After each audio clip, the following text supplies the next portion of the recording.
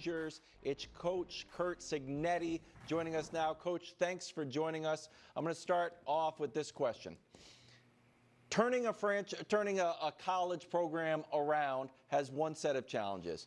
Sustaining success feels like it would have another set of challenges. What challenges do you have unique to this year that you didn't have last year? Oh, I've gotten that question a couple times a day, and to me, we're not trying to sustain success. We're trying to improve. And, we're very process-driven in everything we do, and it starts with people. You got to have the right people on your staff, the right people in the locker room. I've been fortunate to have good coaching continuity on my staff. Coordinators have been with me about 12 years. And, we got the right guys in the locker room. So now, it's a matter of making sure we're humble and hungry and have that fire in our belly to be good and get better and improve, which is what it's all about, and, eliminate the noise and clutter. Every single day you got to strive and you got to get better in areas that determine program success. And if you're not doing that, then you're getting worse. And then you put it on the field between the white lines.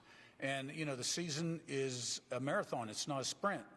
So you got to be able to handle success, failure, complacency, all that good stuff. Have good team leadership. And then at the end of the year, you see where you're at. So regardless of what our record was last year, we've done it the same way for a long time together. We're all on the same page. Now, we're looking for ways to improve every single day, too.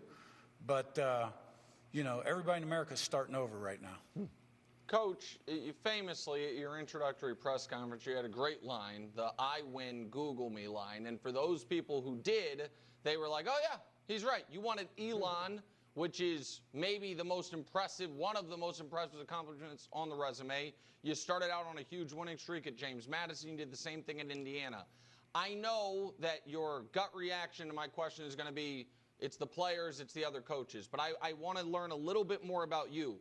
What is it, do you think, about your style that has allowed that type of instant success and turnaround at multiple stops? I keep the main thing, and I'm pretty direct, organized, structured, efficient, cut the fat out of the cow, so to speak, so everybody understands what the standards and expectations are. And, I think we've got a sound process and plan in all areas that determine, program success. And I give the coaches time, to be with their families at night, in season, and try not to burn them out. I'm a short practice guy. I do things a little different than a lot of people do. And, I'm the son of a coach. My dad was College Football Hall of Fame coach. So I grew up in the business. I learned a lot from Saban, but other people too. And so I don't know. I mean, we just go out there and start the year, and we got our way of doing things, and, we kick ass and take names. Coach, as Nick mentioned, you've won everywhere you've been the head coach. You coached with Nick Saban on his staff. So I'm sure you're thinking championships is what you want. Last year, great season, 11-2, but did lose in the first round of Notre Dame in the playoffs.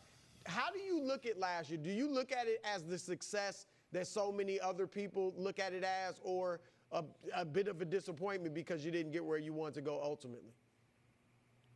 Yeah, both. I mean, it was the best football season in 126 years, and we got a lot of people on board, fans, and created a lot of excitement and a lot of money coming into the university and athletic program, better recruiting. But, we did end the season with a loss. And we didn't play as well as we wanted to play. Notre Dame was a good football team. They played well that day, but we didn't play well. And so you never go into a season and, I want to go 12-2. I mean, you want to win every time out, right? And, and our philosophy is if you prepare the right way, there's no self-imposed limitations on what you can accomplish. So that is possible every single Saturday, every single year. So, yeah, that's a goal.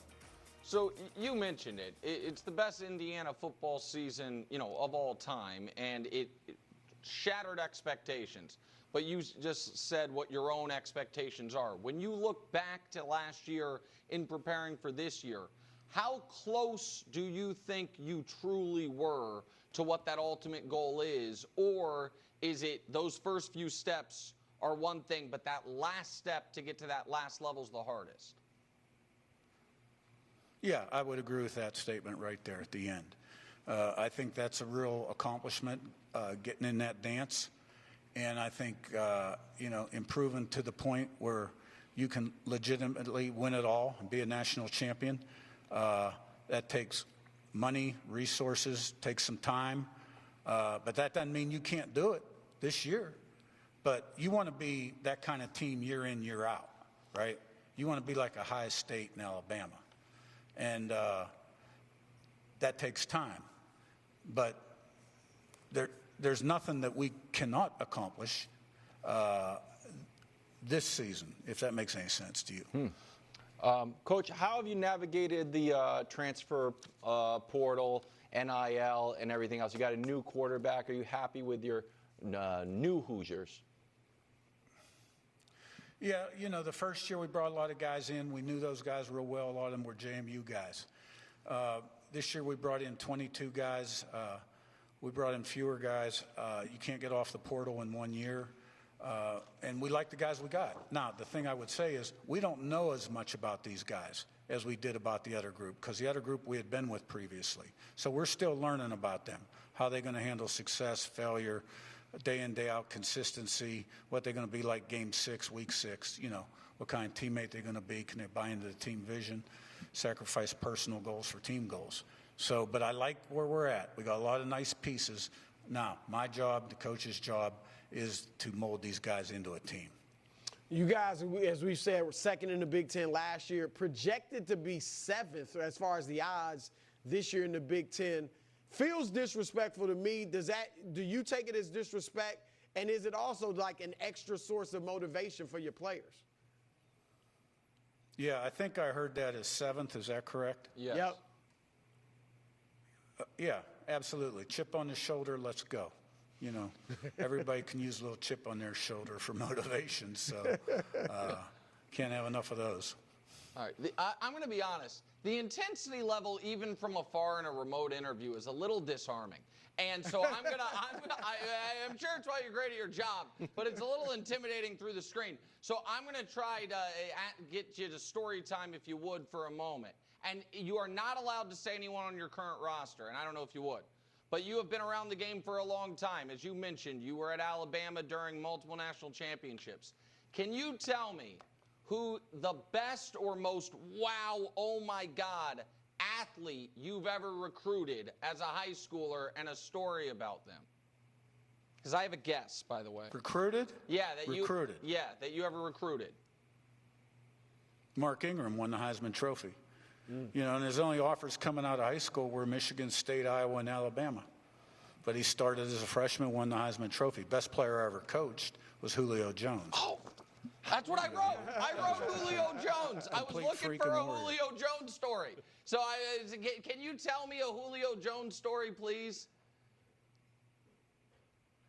I mean, Julio, really the first summer he came to us, didn't have great ball skills. Spent hours and hours on the jugs and developed great ball skills. But Julio was just different than everybody else. And we didn't throw the ball a lot at that time at Alabama. We were more of a running team. But, if we had a 5-star prospect on campus, watching practice, that's when, Julio turned it up. Or if we were playing LSU and he was going against Patrick Peterson, he turned it up to another level. Julio always played his best against the good teams, always. Fantastic. Yeah. Saban always talks about Julio, too. Oh, yeah. Julio's Listen, legendary. that's why I wrote it down. I knew it was going to be legendary. Then we said Mark Ingram. I was like, we don't have Mark Ingram film ready. I screwed this whole thing up. That was great. That was awesome. Coach, thank you very much. Best of luck this year. You're opening up against Old Dominion right here on FS1. Thanks for joining us. Have a great year. Thanks, guys. Yeah, thank you. More First Things First after the break. You know I'm from Indiana. Oh, of course, yeah. For adults with obesity, Zepbound means change.